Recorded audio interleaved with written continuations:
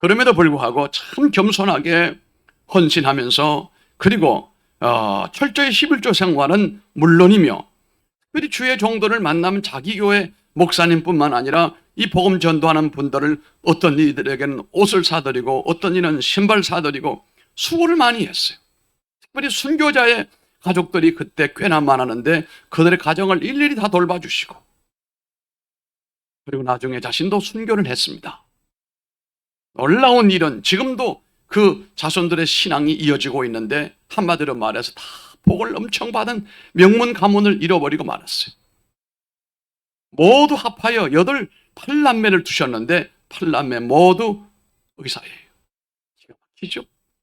첫째 아들이 유기혼 박사인데 유명한 의사로서 메디컬 센터의 원장을 역임을 했어요. 둘째 아들이 유기형 박사인데 이분은 치과 의사였고 셋째는 유기선 박사로서 역시 의사였습니다. 넷째가 유기천 박사로 서울법대 학장을 지냈고 다섯째도 의사로서 유기진 박사였고 여섯째 유기욕 박사였고 일곱째 유기숙 박사였고 여덟 번째 의사 유기목 박사였고 전부 어쨌든 굵직굵직한 임무를 잘 감당을 했습니다. 유기준 장로님의 손자태에 이르러서는 더욱더 번창해서 자손이 모두 108명이 됐는데 108명이 대부분이 의사와 박사와 교수와 목사가 되었다. 놀랍지 않습니까? 부모가 복받을 씨를 심어 놓으니까 부모가 복을 받을 수 있도록 후손이 복을 받을 수 있도록 그 씨를 심고 사니까 그 후손이 자연히 번성하는데 축복의 열매를 거두어서 명문의 가문이 되는 것이 이게 확실한 공식이다. 우리 한국에 이런 분이 계시면 미국에는 제가 자주 말을 하는 분이 있어요. 조나단 에드워드라고 하는 이분은 강력한 개혁주의 장로교 목사, 부흥사였습니다. 이분은 아이비리그에서 공부를 마치고 교수도 하면서 하버드에서 교수도 하면서 목회를 하고 그런데 나중에 그 교회로부터 사실은 쫓겨났어요. 그 이유는 그분이 뭐 잘못해서가 아니고 그럴 만한 그 당시 이슈가 있었다는 거예요. 그런데 조나단 에드워드의 후손들도 역시 철저히 개혁주의 신앙으로 자녀들을 양육을 하고 교육을 시켰는데 결과적으로 보니까 그분의 후손이 400명이 됐더라. 그 검사하는 그 시점에 보니까 400명이 됐는데 그 중에 대학 총장이 14명이 나왔고 교수가 100명이고 복음 전도자 선교사가 100명이고 판사 변호사가 100명이 나왔다. 그 옛날 박사가 60명이나 됐다는 거예요. 그때 박사는 지금과 달라요. 그러니 부모가 복받을 씨를 심으며 산다는 것이 얼마나 중요한 것인가. 이 양재동 마을에 제가 40년 전에 왔을 때만 해도 이곳엔 참 못 살았어요. 그러던 이 지역이 변화가 되고 이렇게 변화가 됐습니다만은 그때 제가 잘 본 게 있습니다. 우리 교회 장로님이었던 이 지역의 출신 가운데 최초의 장로님이 이종년 장로님이에요. 여러 그 분들이 있는데 이 집은 이 장로님의 부친은 키도 크시고 이 지역에 개발할 때 개발위원장이었어요. 그분이 사실 우리 교회 자리를 바꿔주기도 했고 저 위에 있는 교회를 밑으로 내려오게 해서 그렇게 안배를 해주신 고마운 분인데 그 자제분이 이종년 장로님이에요. 제가 그때 가만히 봤을 때 교육에 관심이 별로 없어요. 이 지역에 사는 이분들이 교육에 관심이 없어요. 유일하게 교육에 관심을 가지고 거기다가 투자하고 아이들 교육에 투자한 유일한 집이 바로 그 집이에요. 그리고 그 아들이 미국의 미시간 대학까지 가서 박사학위를 받아 공학 박사가 되지 않았습니까? 이 지역의 다른 분들은 그렇게 자식을 위해 공부시키는데 돈 쓰는 것을 별로 그렇게 선호하지 않은 것 같았어요. 저 땅 사고 해가지고 자식들에게 물려주고 그걸 물려받은 자손들이 부모에게 부모님 감사합니다 땡큐 합니까? 그렇게 효도하는 거 못 봤어요. 난 별로 못 봤어요. 이 동네 살면서도. 그러면 답이 뭡니까? 부모가 자녀 신앙을 잘 가르치면 그들이 우리가 땅의 집에다 투자하는 것보다 이게 더 현명한 투자다는 거예요. 뿐만 아니라 이렇게 자란 아이들이 나중에 부모를 공경하라, 공경할 필요가 없어요. 공경하게 되어 있어요. 왜요? 신앙과 부모에게 효도하는 것은 이 별개 문제가 아니고 붙어 있는 거예요, 이게. 하나님을 믿는 사람, 이 땅에 부모 공경하는 것은 이게 딴 얘기가 아니고 붙어 있는 얘기란 말이에요. 신앙교육만 잘 시키면 그렇게 대학을 안 보내려고 해도 되고, 그런 아이가 대학을 나오면 더 탁월한 사람이 되어지게 되고, 하나님의 도우심과 역사로 후대가 번성하고 복의 후대가 될 뿐만 아니라 잘 먹고 잘 사는 게 능사가 아니고 자녀들이 잘 자라서 이 어두운 세상을 비추고 영향을 줄 수 있고 촉진 역할을 할 수 있는 자녀들이 많아야 되는 거 아니겠습니까? 그래서 우리가 끊임없이 이 신앙을 유산으로 물려주자고 애를 쓰고 기도하는 것 아니겠습니까? 우리 가정을 명문의 가정으로, 명문 가문으로 만들어 나가는 비결이 무엇일까요? 또다시 얘기합니다. 첫째는 아름다운 가정을 먼저 만들어야 됩니다. 후대 명문 가문 되려면 지금 우리 가정을 아름다운 가정으로 만들어야 해요.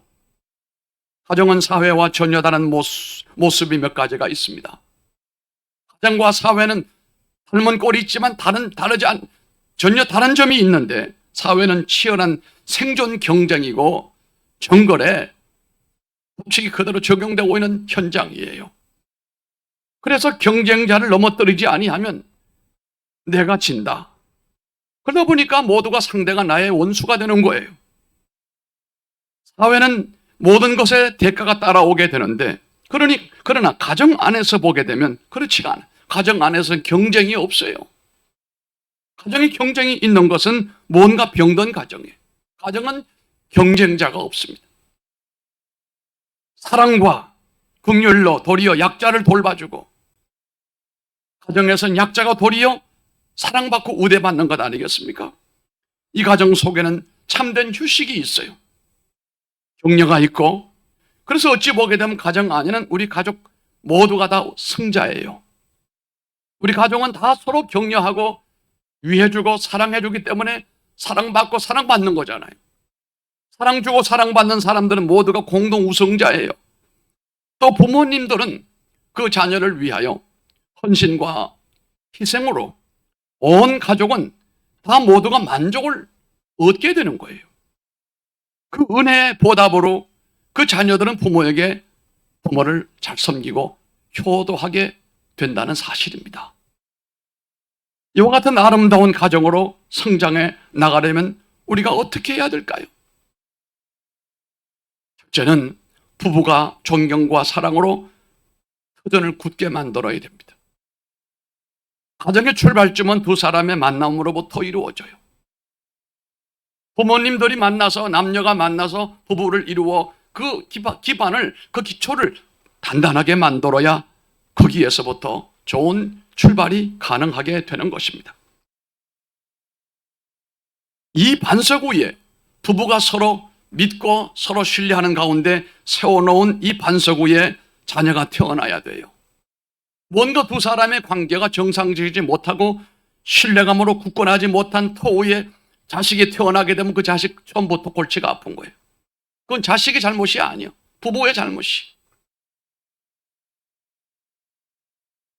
부부관계는 수평적 구조를 가지고 있으면서 가장 가정의 기초예요. 아주 기초예요.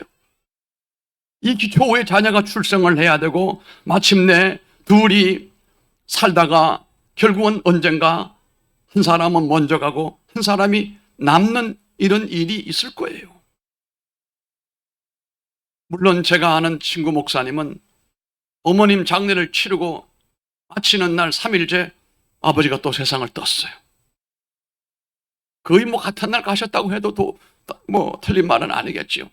그러나 대부분은 그렇게 되지가 못해요. 홀로 남았을 때도 먼저 간 사랑하는 자기의 배우자에 대하여 그리움과 또 사랑의 마음을 간직하고, 웬만하면 이건 좀 조심스러운 얘기예요. 웬만하면 그냥 홀로 살아도 되지 않겠는가. 고개를 끄덕끄덕 하지 않는 거 보니까 두 가지 의미를 갖고 계신가. 첫째는 우리는 절대로 죽지 않는다, 그런 일이 없다. 아니면 나는 그때 봐서 재혼이라도 해야 될 텐데 목사님 그렇게 하지 말라고 하면은 좀 곤란한 거 아닙니까? 이런 표정이기도 한 것 같고, 분명한 것은 둘 중에 먼저 가고 한 사람은 남아요. 남았을 때 정말 두 사람이 이 땅에 살 때 굳건한 믿음과 신뢰를 가지고 함께 살아온 사람이라면 어찌 보면 재혼하지 않아도 혼자 살 수가 있지 않겠는가? 물론 나이와 연관은 있겠지요. 얼마 전에 제 후배 한 사람이 상처를 냈어요. 그렇게 안타까워하더라고. 그래서 제가, 최 목사님, 그 마음이 어떻게 할 수가 없지만 혼자 살기가 힘들면 재혼이나 하지 그래. 그랬더니, 선배님 그런 소리 하지 마십시오. 그게 엊그제 같은 6개월 만에 사람 생겼다고 소문 났어요. 근데 내가 일전에 만나가지고, 최 목사, 사람이 책임지지 못할 말은 하는 게 아니야. 내가 그랬더니 그런 거 아니겠습니까? 근데 문제는 두 사람이 정말로 이 땅 살면서 믿음 안에서 한 몸이 되어지게 되고 굳건한 그 관계 가운데서 자녀가 생산되고, 그리고 우리가 세상을 떠날 때도 아마도 여러분 나는 그렇게 견뎌낼 수 있지 않겠는가, 이런 생각을 해보게 하는 것입니다. 뿐만 아니라 이 부부가 함께 살아가는 가운데도 굳건한 반석의 연합을 이루고 살아가는데, 특별히 우리 그리스도인들에게는 육신적인 연합과 더불어서 정신적인 연합도 이루어지는 거예요. 그러나 특별히 우리 믿는 사람에게는 영적인 연합도 이루어지는 거예요. 그래서 굳건한 겁니다. 그리스도인들의 이혼율은 훨씬 낮아요. 그 이유가 뭘까요? 육체적으로 하나가 되어지고 정신적으로 하나가 되는 거예요. 결혼 생활을 10년 하고도 그게 안 된 분들은 결혼 생활, 그는 지금 살고 있는 것이 기적이에요. 세 번째는 영적인 연합이 이루어져야 됩니다. 섞인다는 말은 아니에요. 하모니예요. 균형을 맞춰가야 돼요. 영혼마저도 연합이 이루어져야 이게 굳건한 부부가 된다는 겁니다. 괴로울 때나 즐거울 때나, 요즘은 그거 안 하잖아요. 금은머리 팥뿌리가 될 때까지 함께 살겠느냐고 묻는데, 참 그거 부담스러운 대답이라고 요즘 사람들이 얘기를 해요. 그럼 저도 가능하면 그건 안 해요. 그냥 제가 미국에 있을 때 난 그거 보고 참 어떻게 저렇게 할까, 서양을 하는데 뭐라고 하냐니, 두 사람이 사랑할 때까지 함께 살겠느냐. 아니, 사랑이야 늘 생깁니까? 살다 보면 사랑이 없어질 때도 있지요. 사랑이 없을 때도 함께 살아야지. 있는 거 보니까 아마 여기 이분들도 수상한 분들이. 우리들의 연합이라고 하는 것은 육체와 정신과 영혼이에요. 이게 하모니가 되어야 굳건한 부부가 돼요.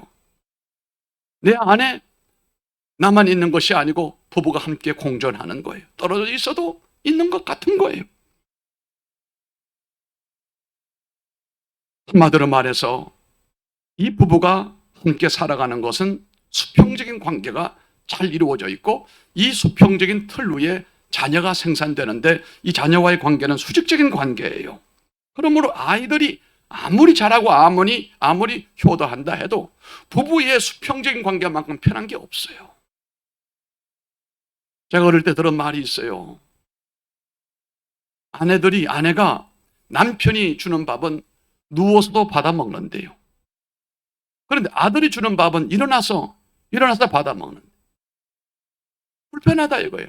아무리 자식이지만 자식하고 부부하고는 거리가 있다, 이런 소리가 아니겠습니까? 아무리 육체와 정신과 영이 아름다운 조화를 이룬다 해도 갈등은 없지 않아 있습니다. 그러나 그 갈등은 생산적인 갈등이 되어야 됩니다. 서로 파괴하고 손해보는 싸움을 하면 안 돼요. 발전적인 싸움을 할 줄 알아야 됩니다. 제가 이 동네 살 때 한참 전입니다. 집에서 인꼬새를 사가지고 걸어놨어요. 처음에는 그렇게 잘 지냈어요. 나는 인꼬새는 영원히 싸우지 않는 줄 알았지요. 어느 날 보니까 싸우기 시작하는데, 그 싸우는 소리가 평소에 사랑을 나누는 그런 소리가 아니에요. 아주 개팍스럽고 듣기도 좀 불편해요. 한나절 내내 싸웠어요. 그 다음날 일어나 보니까 마침내 하나를 죽여버렸어요. 그런데 깨달은 것이 인꽃새도 이게 이렇구나. 하물며 부부가 살아가는 가운데 어찌 갈등이 없겠어요. 그러나 최소한 서로 부부가 기도하며 살아가는 사람에게는 상대를 기도하는 가운데 이해하고 수용하고 품고 그리고 가야 되는 것 아니겠습니까? 어쨌든 부모의 이 수평적인 관계가 튼튼해야 그 위에 자녀들의 세대가 똑바르게 성장할 수가 있다는 말씀입니다. 두 번째는 부모와 자녀가 사랑과 존경으로 연합이 되어져야 되는 것입니다. 부부관계도 마찬가지입니다만 부부와 자녀들의 관계 참으로 귀하다 이 말입니다. 부모님은 바르게 살아가는 모습을 자녀들에게 잘 보여주시고 자녀들은 부모님의 신앙과 교훈과 정신을 본받아서 순종하며 살아가야 되고 또 부모님은 자녀가 힘들어하고 괴로울 때 늘 그를 격려해주고 기도해줘야 되고 자녀들은 어른이 부르면 빨리 대답을 하고 그 말을 귀를 기울일 줄 알아야 돼요. 아무리 나이가 많아도 부모님이 부르시면 제까득 응답을 내야 돼요. 그리고 그분들이 하는 말에 귀를 기울여야 됩니다. 부모는 자식들에게 아무렇게나 그렇게 말하는 것 아닙니다. 꼭 필요한 것만 얘기합니다. 귀를 기울일 줄 알아야 됩니다. 뿐만 아니라 질서가 서야 하고 부모님을 향할 때 우리 부모님이 세상에서 최고다라고 여겨지게 해야 된다. 여러분, 아버지를 투표로 뽑는 나라나 가정은 한 군데도 없습니다. 형님을 투표로 정할 수는 없어요. 오늘 말씀을 보면 리베카가 뱃속에 아이를 뵀는데 쌍둥이를 뵀단 말이에요. 그런데 둘이 싸워요. 너무너무 괴로워서 이 산모가 누구를 찾아갑니까? 하나님께 찾아가서 기도를 했습니다. 그때 하나님이 뭐라고 그랬습니까? 두 민족이 뱃속에서 싸운다. 나중된 자가 먼저 되고 먼저 된 자가 나중된다. 이런 말씀을 하셨어요.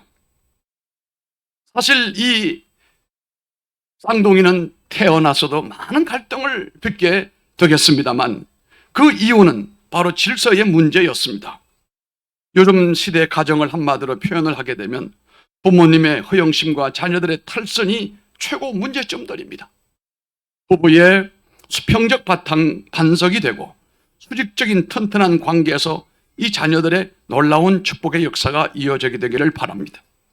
뿐만 아니라 세 번째는 신앙이 통일되는 가정이 되어야 됩니다. 남편은 불교고 아내는 기독교고 시어머니는 무당이고 아들은 무신론자고 딸은 통일교인이다. 복잡합니다. 이런 집은 바람 잘 날이 없습니다. 그 바람도 보통 바람이 아니라 영적 바람이에요. 영적 전쟁이 끝나지 않습니다. 가정 행복은 유지되기가 어렵습니다. 완전한 것은 가족이 모두 하나가 되는 것입니다. 여러분, 교회를 다녀도 한 교회로 합하여 부모와 자녀가 더불어 예배를 드리면 그 모습이 얼마나 아름답겠습니까? 제가 주장하는 바가 있어요.